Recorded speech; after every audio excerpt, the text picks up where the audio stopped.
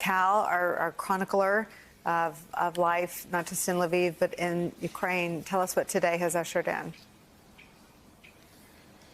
So I think day 13, and we've arrived at this point where we arrive in any conflict where things other than violence are starting to kill people. Last night we heard from the president, and he talked about this little girl who died in the city of Mariupol out of dehydration. She hadn't had water in 6 days, he said. While we cannot independently verify that information, we are hearing these stories now from the eastern part of the country where these cities have been under siege, where it is not just the explosions that are starting to kill civilians.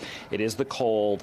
It is the lack of electricity, is the lack of water. It is the living conditions are now becoming unlivable. The shelling is continuing around the country. In the north, you mentioned Sumy, a huge day there. 5,000 civilians got out in one of those quote-unquote humanitarian corridors. That is really the first time we've seen success on that level since the war began. The opposite is true, again, in that port city of Mariupol, where there was supposed to be a humanitarian corridor leading to Ukraine and not Russia, and it was unable to ever be opened because the shelling there continued.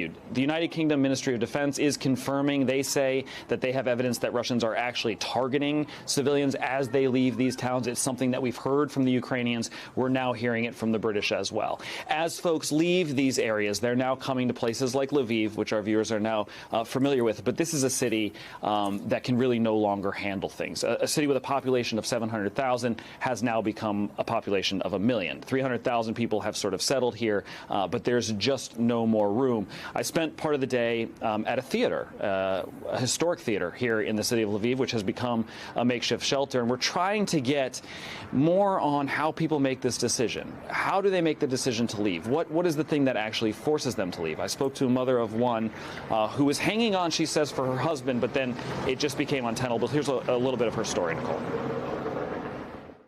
In the moment when we must go, we said that we can't left our husbands there alone, so we must be with them. But when we heard some explosions, we decided that the best way for our children to go out of the war, maybe abroad, best chance. The other thing that has developed here is folks out of desperation are sending their kids to these borders alone. There's this now famous video of this young boy walking across to Slovenia with a taped note on him with a phone number, and he walked like 4 kilometers to get there. We're hearing more and more of these stories as the situation becomes more and more desperate, and as, of course, families are now being separated. Some are choosing to stay, others are choosing to leave, and we're starting to hear now more and more from people who are leaving because they actually see Russian forces. The woman that I spoke to in that interview actually heard Russian troops moving in on her neighborhood. She was the first person I spoke to who was physically pushed by Russian soldiers out of her neighborhood and had to flee here to the West, Nicole. It's just, it's a horrific reality that you're bringing to all of us, that these women are, as she said, they're having to choose between their husbands and the potential survival of their children. Is that something you hear from many women? Is that a familiar story in Lviv? Yes, and there's a conversation happening amongst mothers of how to explain it to their children. And it's just something that hits home for all parents, right? How do you explain to your children what's happening, and do you want them to know?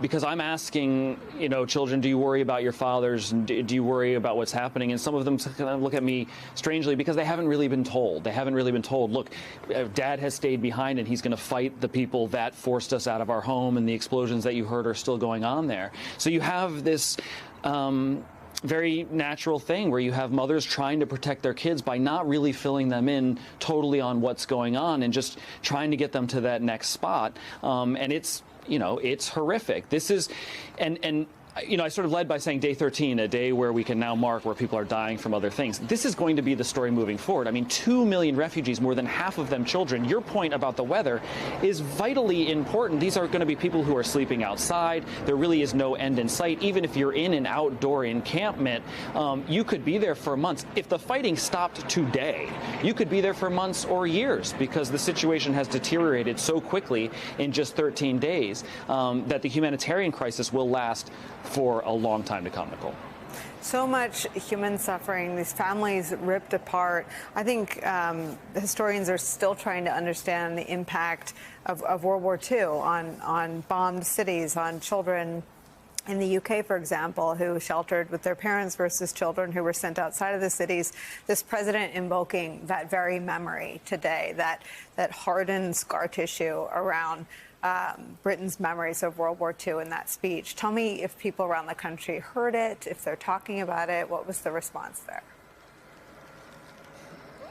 Especially here in Lviv. So this is a city that is never far from its World War II history. It was occupied first by the Germans and then by the Russians. And when the Russians withdrew from this city, they massacred everybody in the prisons. It's a thing that is a part of this city's history. And so people are aware, and they're closer to their history in many ways here in Europe.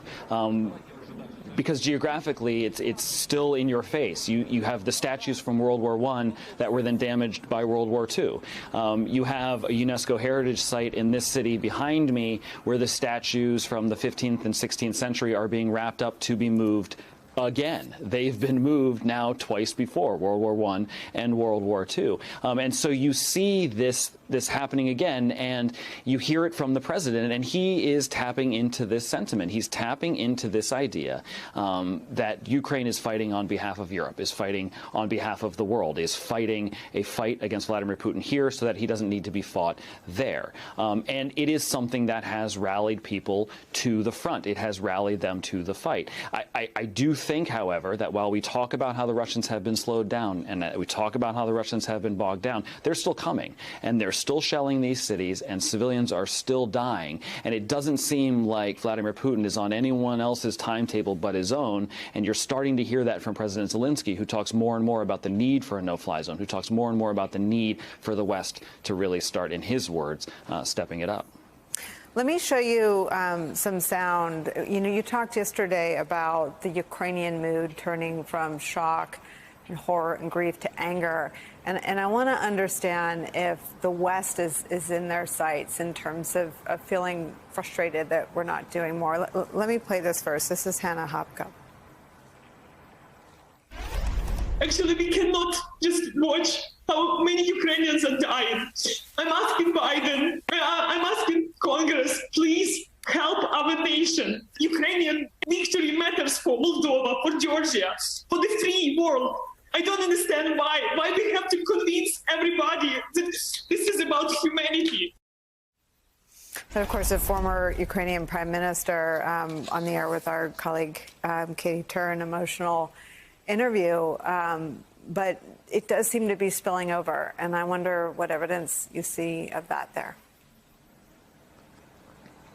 When I talk to people who've come from Kharkiv, I know they're going to cry. I know they're going to break down because I've spoken to enough people that I know what they saw is, as the mayor has said there, it's hell on earth. I mean, people came above ground in Kharkiv, and much of the city was flattened, and that's true in Mariupol. It's becoming true in Kyiv and in the outskirts of Kyiv. And so you talk to people about this and you say, but what about World War III?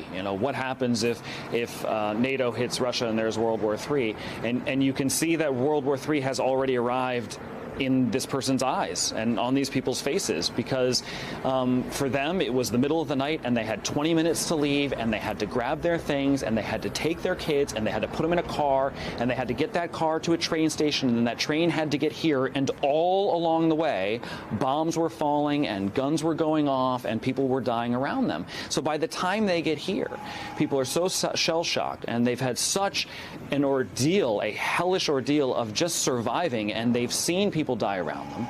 And they're feeling very lucky that they're here, of course, but they left loved ones behind. And so for them, the broader geopolitical discussion is lost on people. And it's totally understandable why, because they've been seeing this war in their front yards, and their front yards are no longer their front yards. There's probably Russian soldiers in their houses. So for them, it's already been a home lost, and it's already fallen apart. The jets with Poland is fascinating. Poland is going to hand these jets over to the United States, and then we'll see what happens. So you have this very obvious hesitation on behalf of the Americans, on behalf of NATO, to widen this war, because the NATO Secretary General says it will actually save lives by not implementing a no-fly zone so this war doesn't widen. But here on the ground, without a no-fly zone, these Russian jets are picking apart these cities, and the people who are left in these cities are either civilians that have stayed to fight or civilians that are just trying to survive in these basements. So that's the problem here, is that people want that no-fly zone because their immediate concern is to save lives here on the ground.